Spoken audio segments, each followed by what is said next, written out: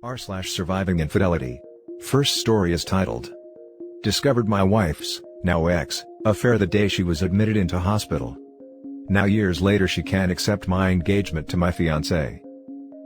If ever there was a prize for the most horrible way to learn of your significant other's affair, I would probably win it and be in its Hall of Fame. Like so many people in this sub, I suddenly found myself as a member of a club that nobody ever wants to be part of. I will never forget the sound of my ex-sister-in-law's voice as she kept saying I'm sorry over and over on the phone while I drove home from a week-long business trip. I was confused and had absolutely no idea what she meant, but only after I managed to calm her down somewhat did she inform me that my wife was in hospital and that I needed to hurry home. My mind went into overdrive as I tried to get more information as well as not crash while I began speeding to get there faster. The only thing she told me is that it was an assault, then cut the call and wouldn't answer when I tried to call her again. A bit of background. My ex and I met in our mid-20s, it was through a mutual friend at a barbecue. At first, she seemed almost too good to be true. Not only was she incredibly beautiful, but she was also shy and introverted.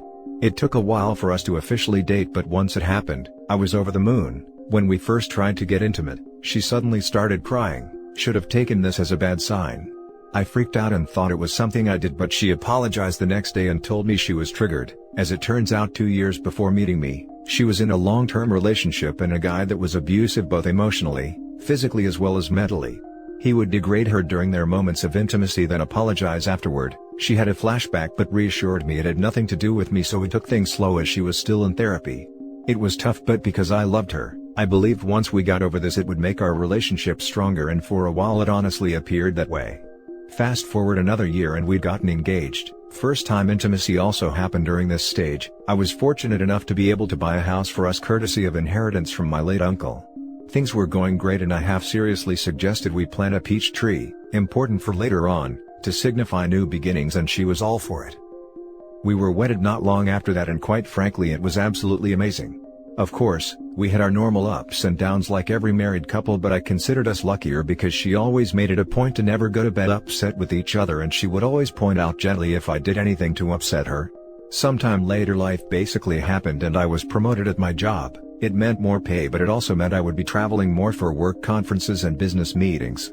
I noticed she had been getting down a lot more and wasn't being as intimate as before. She would keep her phone close to her and even stopped gently addressing things that upset her. I tried to talk to her about it, but she assured me that she was fine and this was a phase she was going through, and having no reason to not trust her, I let it go. She would sometimes go to her sister's place and spend the night, telling me she just needed a bit of girl time with her sister. The day I got that fateful phone call was the day she was meant to be keeping her sister company again. I remember rushing into the hospital barely breathing and frantically asking about my wife when world's most understanding and patient police officer sat me down to explain what happened. He told me he was a friend of my sister-in-law and he happened to respond to a domestic disturbance call. He arrived on the scene to find a couple fighting. The supposed boyfriend was on top of the female punching her and she was screaming, trying to scratch him. This didn't make any sense to me because 1. This had nothing to do with my wife because we're married, and 2. Literally everyone who knew my wife knew she wouldn't do that. He gave me a knowing look and placed his hand on my shoulder, then told me to be very calm because said girlfriend was actually my wife. If it weren't for the severity of the situation I would have laughed in his face, but something in the way he said everything made me believe him. I then was ushered in by a nurse to see my wife, and what greeted me to this day I still can hardly find the words to describe it. I just stood there for what seemed like an eternity. Then a doctor came in and explained her injuries to me. The jaw was slightly fractured, her left eye was completely swollen shut and had massive bruising covering half of her face, as well as 3 broken ribs. Then the doctor dropped another bomb and told me she was pregnant. I still couldn't understand how this happened. Then I caught sight of her sister. She at first tried to avoid me, but at the persuasion of her police officer friend she told her what she knew. It turns out my wife's ex had gotten in contact with her 5 months ago. He was doing this redemption pyramid step thing where he would apologize to people he has wronged in order to clear his karma. Anyone else BS meter going crazy right now. They began talking more, then he convinced her to meet up for coffee and show her he was a changed man. Obviously old feelings resurfaced, coupled with the fact that he appeared changed. Now it soon developed into an emotional affair. My wife approached her sister for advice, who told her to take things slow and just get it out of her system if she needed to, which then led to a physical affair 3 months later. She actually told my wife that she should at least make peace with her ex in whatever form it may be, and even offered to cover for my wife once in a while. My sister-in-law was in tears at this point and kept apologizing to me, saying that she didn't know about the abuse as my wife never told anyone other than me and her therapist at the time about it. I was numb, I just couldn't feel anything and was absolutely dumbfounded by my wife's actions. When my wife finally woke up, I was there and she burst into tears upon seeing me. I spent the following months in zombie flight mode. There was individual counseling for her as well as marriage counseling for us at the strong urging of her family. In counseling she was surprisingly forthcoming about how it happened and how she absolutely hated herself for causing me pain. She mentioned how at one point on her way home from his place she actually fantasized about driving into the river because she smelled like him and didn't want his scent to corrupt me. However, that made sense. She said she then tried to end it but was too weak, and only after learning that she was pregnant that it actually woke her up and made her realize that any further contact with this man was toxic to not only her but the unborn child as well, hence want to end things in person for good when he snapped on her. She became a shell of herself and developed a phobia for any other males but me. One point she couldn't even use the bathroom at night unless I was holding her hand. Sad, right?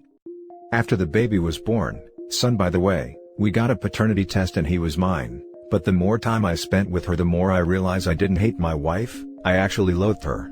I couldn't see the woman I married but instead saw as leftovers each time I looked at her. I decided to leave because I was afraid I'd do something I'd regret and be exactly like her abusive ex. She begged me not to leave and even made the ridiculous offer of giving me a hall pass as well as slapping her if I wanted to. I knew at this point I had to get out. She was actually very generous during the divorce. She moved back into her parents and signed a very well thought out co-parenting plan issued by the courts. Moving forward 3 years later and I meet my now fiancé by chance. I was in a bookstore with a buddy of mine and we were discussing Egyptian mythology when this beautiful woman approached me to correct me on my pronunciations of the Egyptian gods and cities. Needless to say, immensely impressed by not only her understanding but also by the fact that she is Egyptian herself. We exchanged numbers which eventually lead us to dating. When I finally proposed to her it was actually in front of the peach tree I had planted years ago. I got down on one knee but before I got my answer she ran into the house then came out with a ring as well. Turns out she was actually planning on proposing herself because she was madly in love with me and she just didn't want any other woman to have me. My son in all his sweet childlike innocence told his mother what happened because he was present when it happened. My ex literally showed up that night in the rain yelling about how could I propose to her, my fiancé, in front of our tree and that this isn't the end of us. I am completely exhausted at this point. I cannot go no contact because she is the mother of my child but she is basically harassing me and my fiancé. How do I convince her to move on, to get over her fear of men and not force me to get a restraining order? Sorry it was long but I am really desperate. Edit. Wanted to ask a question to the insightful women here. Something that still bugs me to this day is the fact that she even made time for her ex who took pleasure in destroying her only for her to suffer a much worse fate. Is it normal for the abused to want the attention of the abuser even if she might hate him? Something my ex said once. Edit 2. Forget to add this in the original post. When my fiancé presented me with the ring which she was gonna use to propose to me she had an engraving on the inner band which states to my pharaoh. Damn, I love this woman. Now for the top comments. When planning the wedding, keep all details from your son. Set the wedding date for a weekend that he is with you and make it a surprise for him. I like this idea. It worked for a friend of mine in a similar situation. By the time the ex found out they were married, it was too late to ruin it. Yes, and I can imagine the ex-evil wife now trying to use their son as a way of finding out info. Poor child.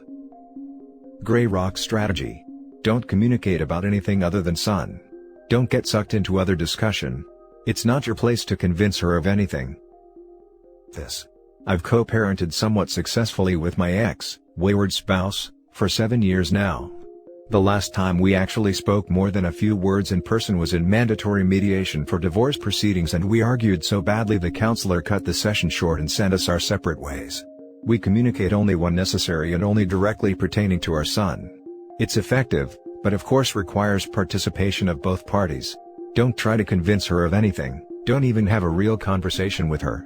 Limit your communication to only the absolutely essential information pertaining to your son, as in I'm here to pick him up, and only medical/educational relevant topics when necessary.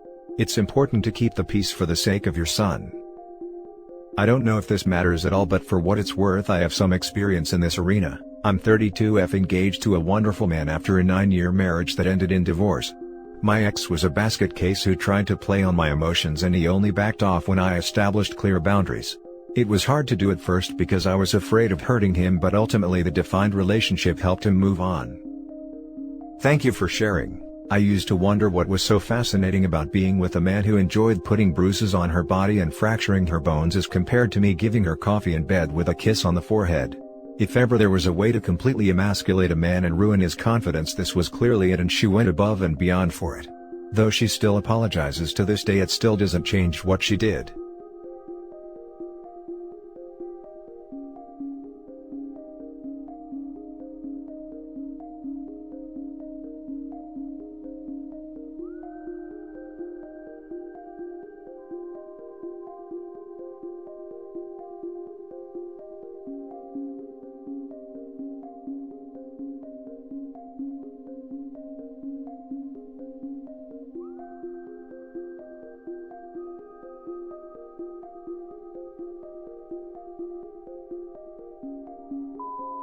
Now for the next story.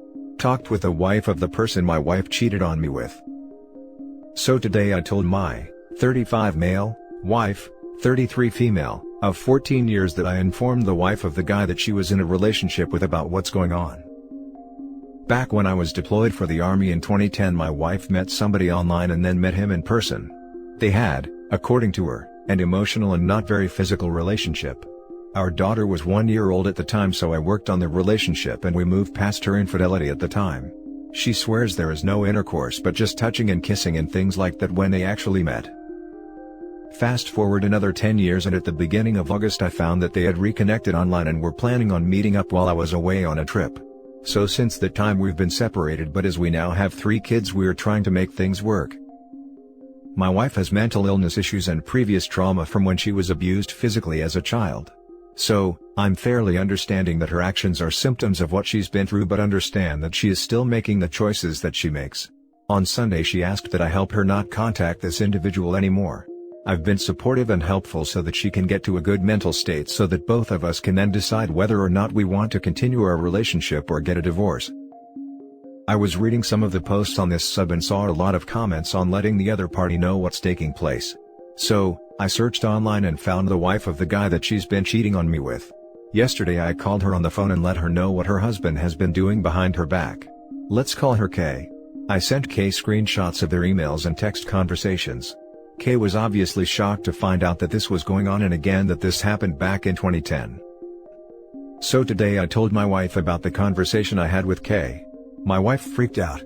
I know that because of her mental state she's not stable, and she has told me that she's not sure who she wants at this point. I know a lot of it was shock and embarrassment for my wife that now Kay knows. But I just wanted to make sure that I'm not crazy in having contacted Kay, as well as now considering the divorce without my wife being in a solid mental state, because her reaction showed exactly what I feared. She cares more about their relationship than ours. Now let's read the top advice of this post. You did the right thing, and also received an answer to a question you might have been scared to ask. She wants to be with the other man. Begin the divorce. If she is unbalanced, document everything for the coming custody battle. Good on you for letting the other wife know. Thanks. Super hard conversation to have with this poor lady. I have mental health issues stemming from abuse. It's not an excuse for being crappy, my man. Her showing where her priorities are proves you should move on.